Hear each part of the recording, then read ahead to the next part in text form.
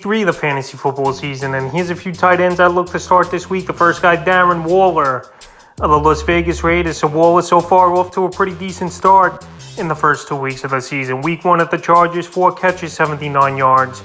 And week 2 versus the Cardinals, 6 catches, 50 yards and a touchdown. So this Raider offense pretty solid when you're 1 and 2 options of Devontae Adams and Daryl Waller for Derek Carr to throw to. And week 3 here at Tennessee, it's a pretty good matchup in my opinion here for Daryl Waller and this Vegas Raider team. This game I could see being in the mid-20s to low 30s between these two teams here, and something's got to give. Both teams are 0-2. Waller's been a matchup nightmare for the most part and one of the better tight ends in all of fantasy football over the last 2 or 3 seasons here as a top 3, top 4 guy drafted. So this week here at Tennessee, good matchup, one of the better tight ends, and I think he finds the end zone once again in this one.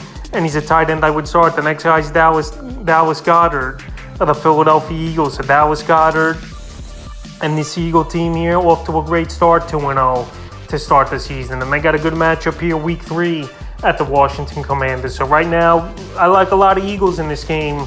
Like I've been saying throughout the other videos, I think this Eagle offense could score 30-plus points once again, like they did in week 1, 38 points. And week 2 versus Minnesota, they got off to the hot start and only scored 24, but that's still pretty solid. So week 1 at Detroit, 3 catches, 60 yards. And week 2 versus Minnesota, 5 catches, 82 yards. So in this one here, I think Goddard could have 4 catches, 5 catches, 50, 60 yards, and find the end zone this week here. And he's definitely a tight end I would start. The next tight end is Gerald Everett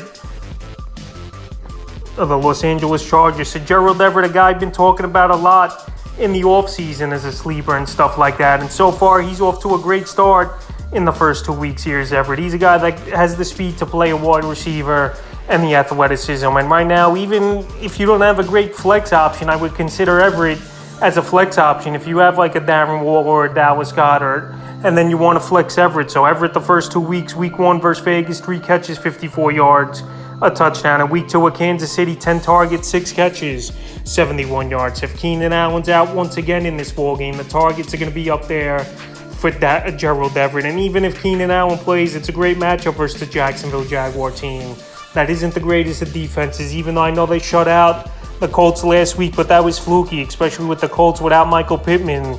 It would have been a different ballgame. But anyway, here, Gerald Everett as a flex or a tight end this option this week here. He's definitely a guy I would start. And right now, out there in about 40% of fantasy leagues here is Gerald Everett. But he's a guy I would pick up and start this week. The next guy is Zach Ertz of the Arizona Cardinals. So Zach Ertz so far pretty solid in the first 2 weeks of the season here. And last season when he got traded from the Eagles to the Cardinals, he was playing good football. So week 1 versus the Chiefs, 2 catches, 14 yards, but a touchdown. And obviously a 2-point conversion saved him in that game. But he wasn't 100% with a calf injury, and he was on a snap count. But week 2 of Vegas, 11 targets in that one, and they played catch-up, 8 catches, 75 yards. And week 3 here versus the Rams, I could see a similar type of scenario where the Rams could get off to a hot start in this ball game, and then the Cardinals try to trail back into this one, throwing the football a lot, and Ertz getting targets and making plays. And right here, this Arizona Cardinal team might be out with James Conner as well. We got to see when more reports come out as the week goes on, because if he's not playing, obviously Daryl Williams, who I mentioned in my waiver wire videos, is a hot pickup. They're going to lean on throwing the football even more versus Ram team. And this Ram team, we know they're good against the run. They shut down Patterson in week 2.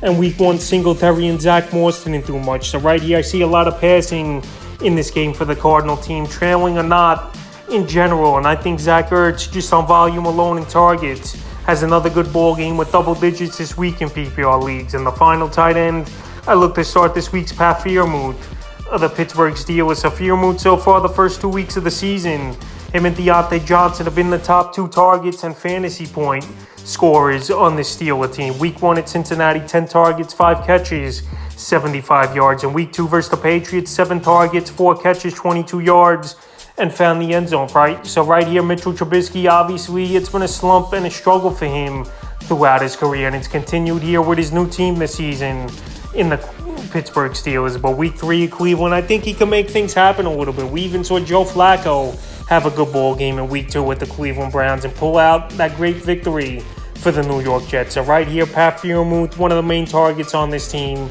Tight end, we know, is a pretty weak position. and he's a guy that almost is a top 12 start each and every week in 12-team leagues here, is Pat Freiermuth. And I would start him this week at the few tight ends I look to start here for week 3 of the fantasy football season.